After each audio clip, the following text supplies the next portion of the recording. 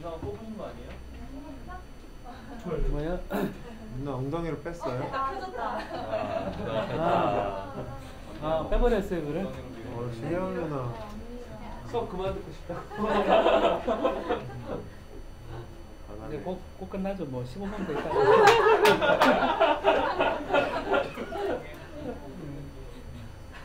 누나 어떡해요? 갑자기 꺼지고 일부러 꺼지나 뜨거워서 너무 뜨겁더라고요.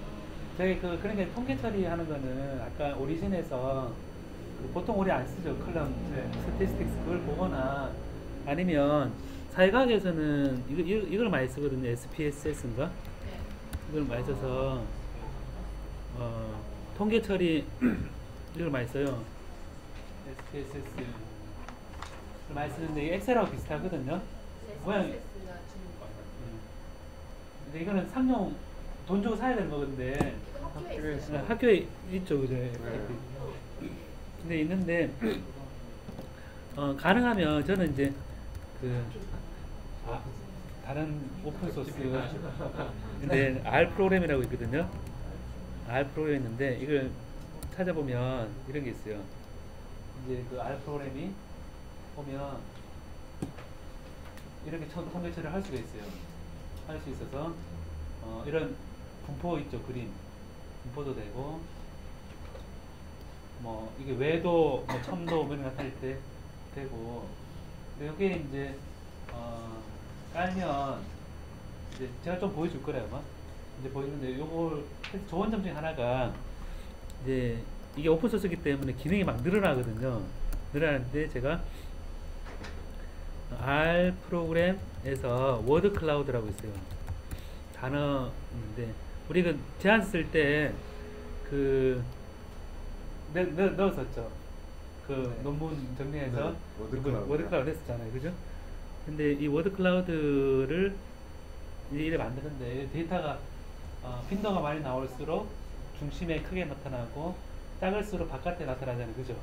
나타나는 여기에 이제 R을 설치하고 쭉 나와 텍스트 파일을 해서 쭉 이거를 실행해서 실행하고 쭉 해서 이런 거 만들고 컨그레츄레이션 뭐 이래 돼 있죠, 그죠? 이래 되게 복잡해요. 텍스트로 돼 있으니까. 그래서 이런 거를 R 프로그램 같은 거는 이제 오픈 소스라서 예를 들어서 제가 만든 건데 엑셀에서 이렇게 문장이 있잖아요. 문장이 있으면 이런 거를 매크로로 만들어서 이 외부 프로그램 돌려요, 얘를 하면 아까 그 작업을 얘가 돌려요. 돌면 이제 R 스크립트가 돌죠, 지금. R 스크립트를 돌면서 실행을 하고 아까 문장을 이 횟수를 분석해서 하나하나 해서 쭉 나오면서 아까 비슷한 워드프로 나오고 여기로부터 데이터 딱 나오죠. 근데 이걸 하나하나 차례대로 했을 때는 이게 굉장히 까다로워요. 그래서 이제 데이터를 넣고 하는데 이 스크립트를 넣으면 이제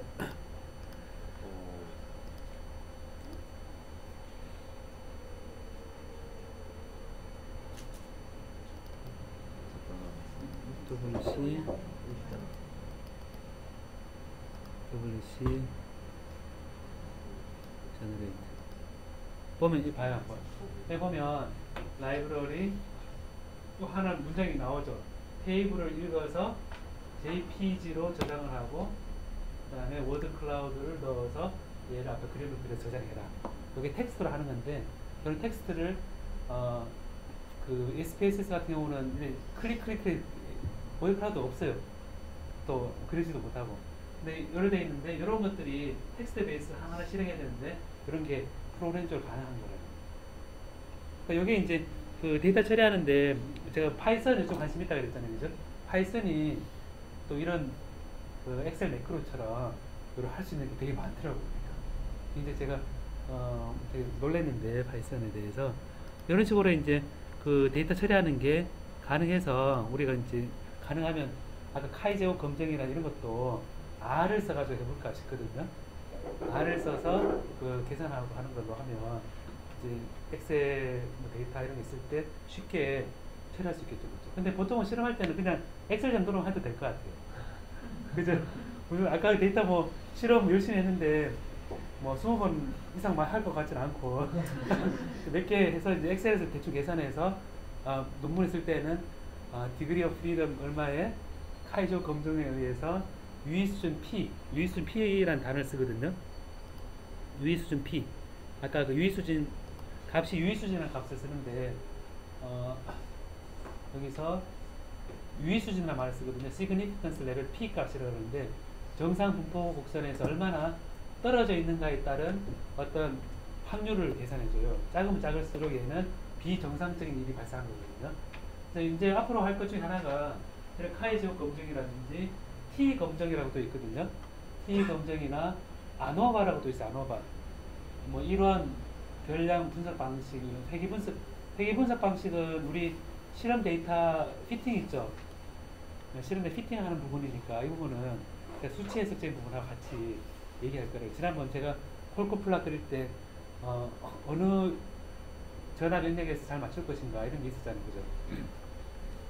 그래서 여기 보면 그래서 제가 이 책은 요 사회과학 데이터 분석법 1권인데 제가 나름대로 짜집기를 한 거라요. 우리한테 맞게 용어도 좀 바꾸고 그다음에 이제 오늘 요 책에 1권에 100페이지까지 나온 거거든요. 예, 왜냐면 다 이제 그냥 우리한테 필요한 것만 추려서 그냥 컨셉만 피아노 딱 한 거고 제가 이제 중요한 부분 중 하나가 난수 발생. 요거 좀 다른 파트인데 그건 알아둘 필요가 있거든요. 왜냐면 예전에 고등학교 때 이거 배웠죠. 구분구조법. 기억나요? 네. 구분구조법 어떻게 했었어요? 이게 시그마 빅변 이래가지고 이런 함수가 이래 있으면 이거 면적 구할 때 어떻게 했었어요? 사각형 쪼개죠? 막 쪼개가지고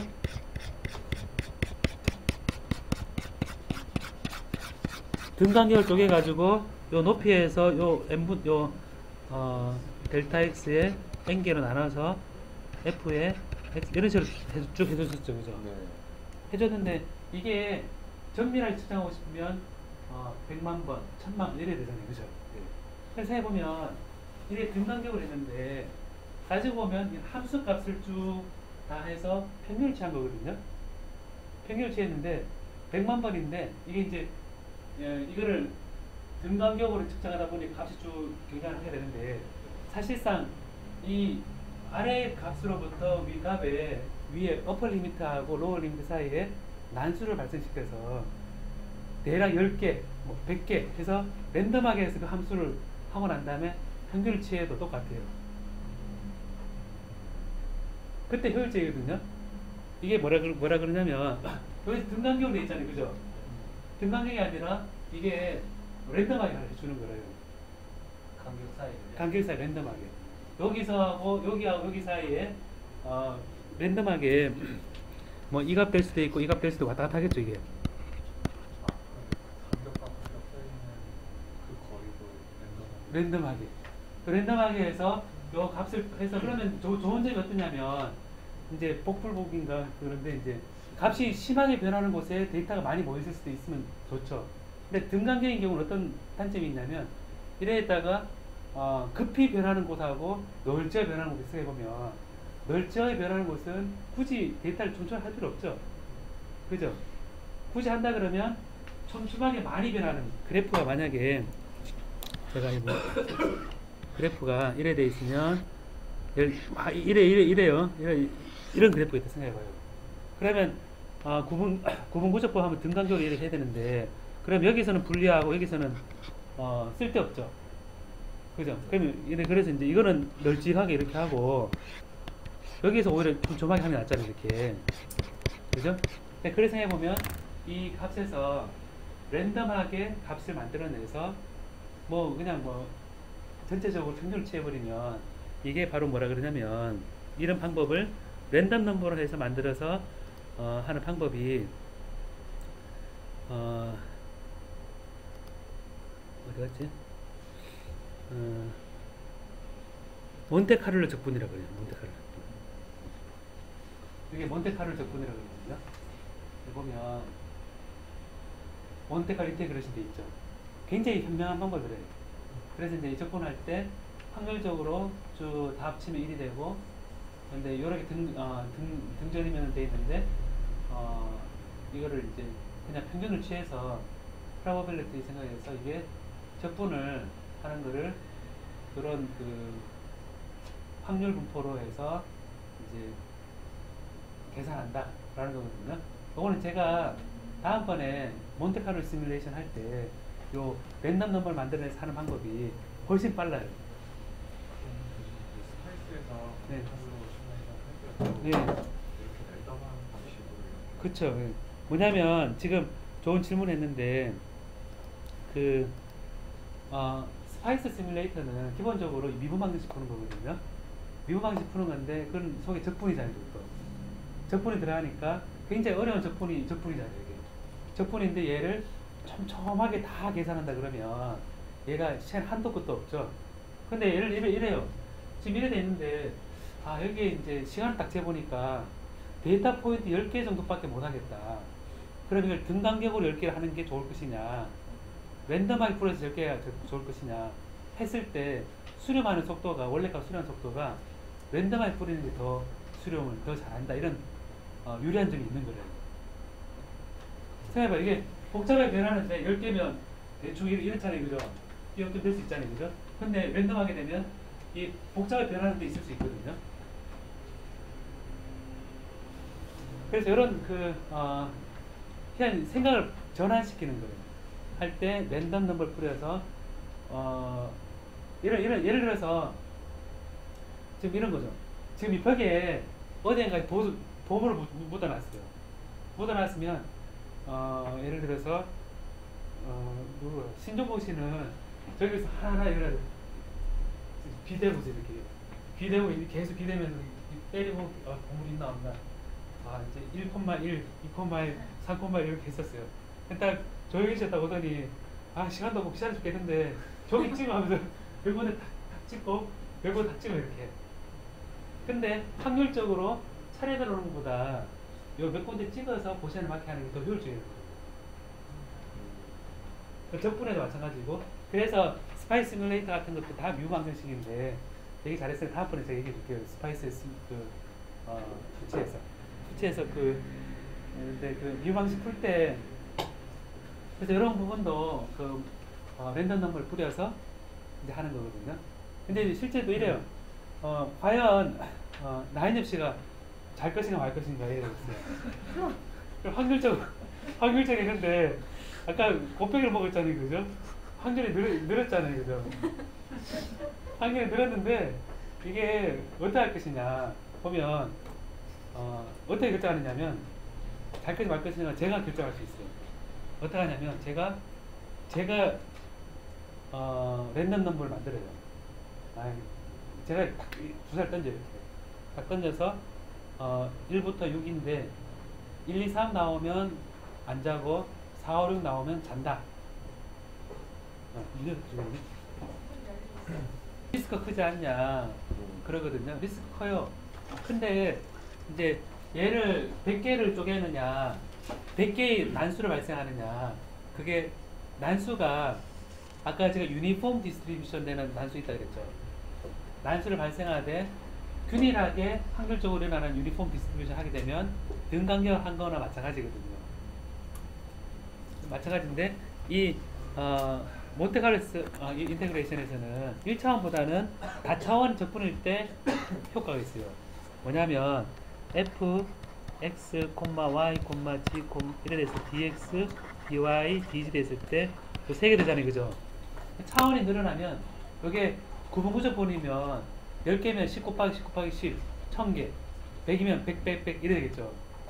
그런데 얘는 이제 랜덤하게 뿌려주니까 균일하게 값이 퍼져서 이게 등 간격을 했는데 샘플링이라는 개념이 들어가거든요.